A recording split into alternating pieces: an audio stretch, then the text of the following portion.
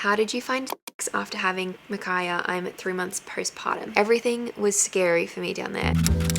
I thought it was time to sit down and have just a nice catch up, a nice chill, hang out. What kind of engagement ring style would you go for now? This is my ring. So I actually have 3. I have the engagement ring and then I have 2 wedding bands that like wrap around on either side. I'm not like in the market for a new ring, but I think if I was to get one today, I would do something a lot more simple. I feel like when I was picking out rings, I like didn't really think about it. I also wasn't very fussy. I thought they were all beautiful. And this one is very beautiful. Like Gabriel just went above and beyond. I know that my style for like basically everything is very simple. Like the way that I dress is very simple. Even like my home decor, I feel like it's all just very simple. And so I think I would do a wedding ring that is just a lot more simple. When I was pregnant and my fingers got a bit puffy, I got this one off Amazon, if you can see. And to me, that even is just like really nice and simple. How painful was going number 2 after having Micaiah? This was something I was so nervous about. I don't know why I just like pictured my stitches ripping open. So I was quite nervous, but honestly, I got some stool softener and I think I only took that twice and literally like I didn't even feel it. So don't have any worry about it. You'll be totally fine. But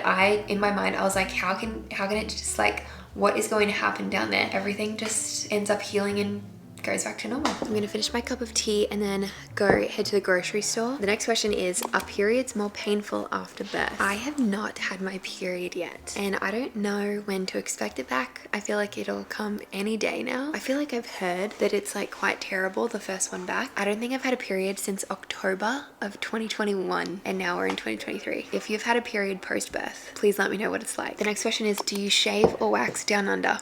I shave everywhere. I have never waxed before except my eyebrows. I would really like to try waxing my legs. I don't know, I've just like heard so many great things about waxing and that it lasts longer. I've just always shaved. I've never tried anything else. I feel like I need advice on that. Like, is waxing worth it? It's really just the pain because like I get my eyebrows waxed and sometimes that's like, oh. And so I can't imagine a big strip on your leg. What do you use for birth control? I'm tired of fake hormones, but also don't like condoms. I was on the pill for years. I don't remember how long it was. And then I went off and I started using something called Natural Cycles, which is an app and you take your temperature every morning. And then it eventually like can track you well enough where it can tell you if it's like a green day or a red day. I think it's what it says, and like whether or not you should, you know, be extra careful. I'm obviously not a professional in explaining this, but I was using that, except I will say that we then got pregnant.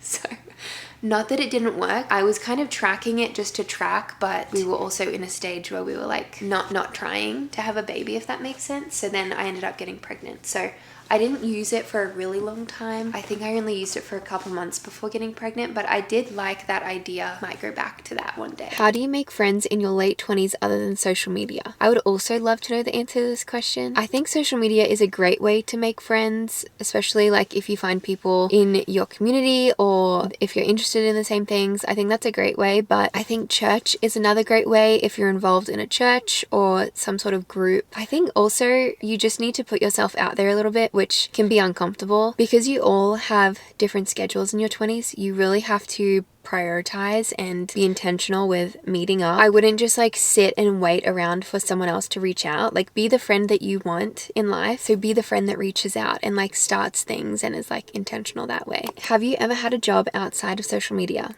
I have. I hope my family and Gabe are not watching this because they'll just make fun of me. They make fun of me that I always bring up that I worked at a pizza shop. I swear I never bring that up, but especially Gabe, he like makes so much fun of me like it's my proudest thing ever. Anyway, I did work at a pizza shop. I was customer service there for a few years and I loved it. I think it was a really great first job. I also did some babysitting, which I also loved, and then I did some graphic design work. I worked at a winery that had like events, and so I helped with some graphic design stuff and then some of their events with like the hospitality side of it.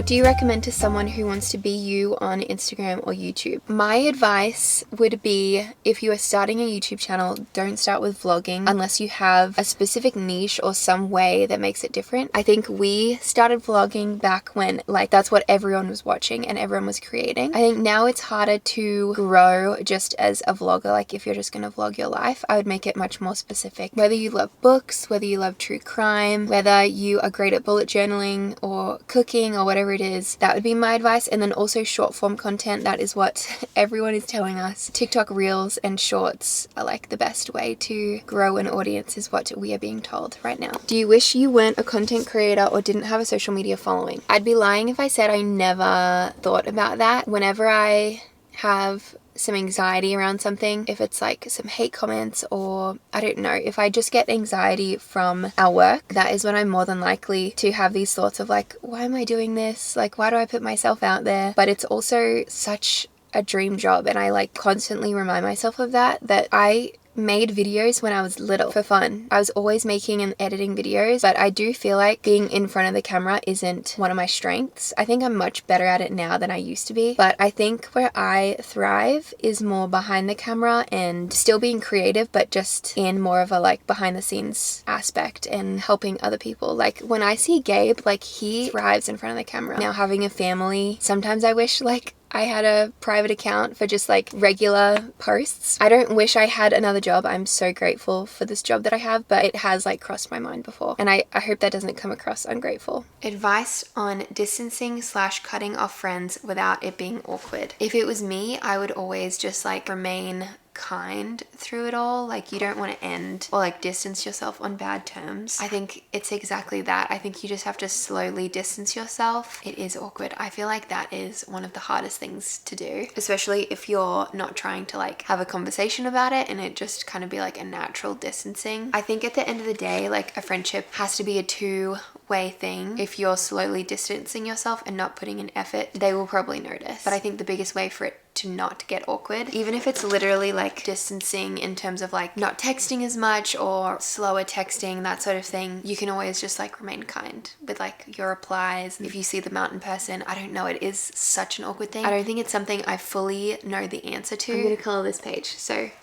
this is the before. Next question is, will we ever get to see Micaiah's face? I had a lot of questions about us not showing Micaiah's face. For the most part, a lot of people really respect like our boundaries with posting her at the moment. Some people are also just like so curious, and I think other people are just like, just post her. And it's not like meant to be this secret thing. We're still just figuring out what we're comfortable with, trying to protect her as much as we can from the world of social media. And just because like this is our job and we put so much online doesn't necessarily mean that like she deserves that. And it's difficult because like I love watching mum content and like seeing families, like I love it and I'm a consumer of it. I also like want to share our family life and like cute little fun things that we're doing, and we try to find a balance with that. That's not to say that it'll always be like that and we will never like post a picture of her. Every single day I think I second guess myself and I'm like, it's not a big deal. You can like post her face, but then I don't know. I'm not saying that like other parents are doing it wrong. It's just like, I don't know why. That's just like the feeling in my heart right now, is keep her more private and more like separated from our like online world. She is so cute, and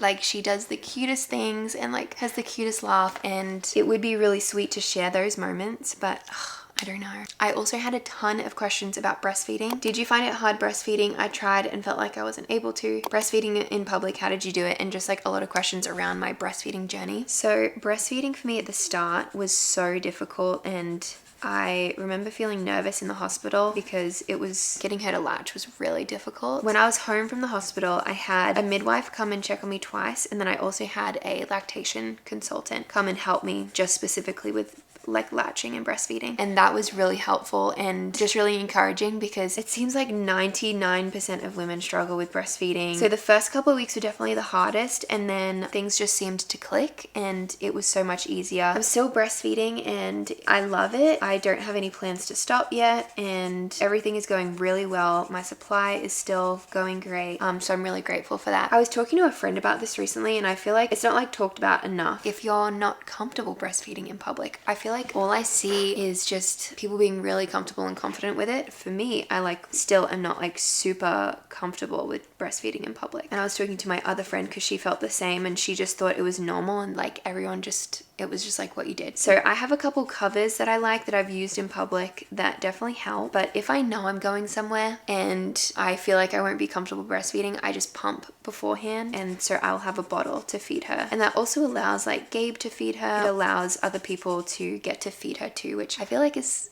really cute, and I don't know, feeding is like so sweet. But I'm really proud of Micaiah and I for just persevering, because it is so difficult in the beginning. Gabe and I are running to a meeting, so this is all I have done so far. I don't know why I went with green and purple. It's giving me slight Barney the dinosaur vibes. I'll finish this later. We just got done with our meeting, and I thought Gabe could join me for a question or two. Well, let's start off with, do you or Gabe drink alcohol? And if not, why? I don't drink alcohol. I have before. I've never really enjoyed the taste of it, like unless it's something really sweet, and then it's like, what's the point when you like can't even taste the alcohol? I just don't have any desire to drink alcohol. I feel like we have a really fun life without it. Gabe every now and then has had a little espresso martini. Yeah, it tastes like, I don't like the taste of alcohol either, and we don't have alcohol in the house really. Once or twice a year, one drink for the sake of like if it's at a wedding, there's just celebrating something. Yeah, to be part of like celebrating the person or the thing that's happening. Not that you need wine or alcohol to do that. I mean, like with our faith and stuff, it's not like it's, you know, there's plenty of Christians that drink. I think where you're crossing the line is when it turns into like drunkenness, which is completely different to like enjoying a beer or a glass of wine or something like that. So to us, it's not even like, oh, it's sinful to drink. No, and we do not care if someone else, like, I feel more bad if someone's like, oh, like, do you mind if I like have a drink around? Yeah, because like, I know that we like don't drink. We don't care, but it's just, we just don't care to do it ourselves. Why aren't you guys vlogging more? I think that's talking about our Jess and Gabriel channel, because we've been doing kind of more sit down videos, because I vlog on here. Or like even stuff that's like kind of concept, because it could be a vlog, but it's a vlog within a concept. It's not just like showing our day. We're not doing like a daily vlog. There's so many reasons. There's multiple reasons. So it's tough to vlog our daily life when we're trying to set boundaries with our family and how much we show our daughter on camera. If we daily vlog, we would have to be a family channel, just because that's what it is. That's our life day to day. So I guess that's just not the vision that we see for our work. What we did in 2016 was just like, we'd pick up the camera and just vlog. That would not work in 2023. It was like no plan. It was just pick up the camera and it's like, all right. I mean, maybe there was a plan if we're like going to Disney or something like that. It's like, we're going to film our time there. But there was no pre-thought, planned execution of a video. It was just kind of like film what we're doing. That just doesn't seem to work on YouTube now. We have been trying to kind of meet in the middle and come up with these really fun concepts that we think you guys will enjoy, that excite us. Thanks for the cameo.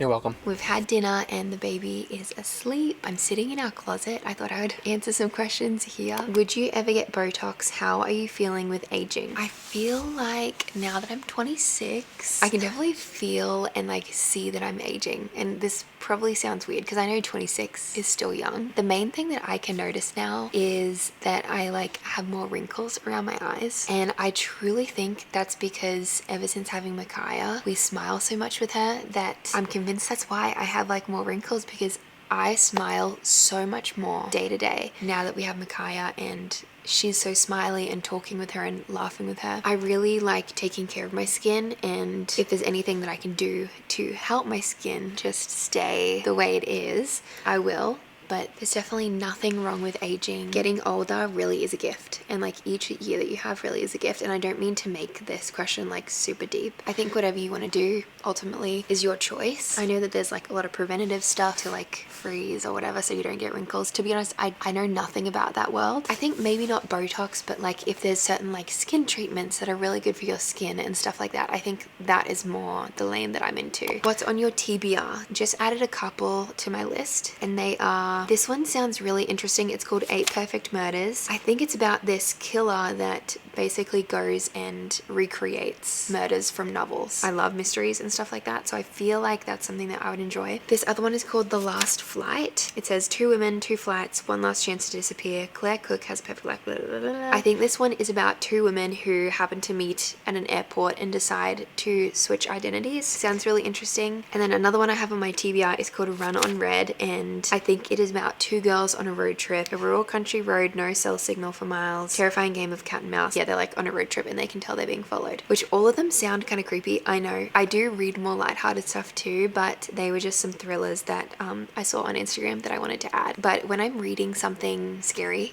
or like a thriller like that, I always have to also have like a lighthearted read on the side, so I'm not reading something terrifying right before I go to sleep. How did you find sex after having Micaiah? I'm at 3 months postpartum. Basically everything down there I was nervous for, especially because I had stitches that hurt so bad and I felt like they were taking forever to heal. Everything was scary for me down there, and so I definitely took it very slow and took my time. You know your body, and your body has just like changed so much and gone through this huge thing, and so I definitely was nervous a little bit and very slow and just like wanted to fully feel healed and everything like that. If you liked this video, I will leave another video on the screen that I think you will also like. I love you guys, and I will see you in my next video.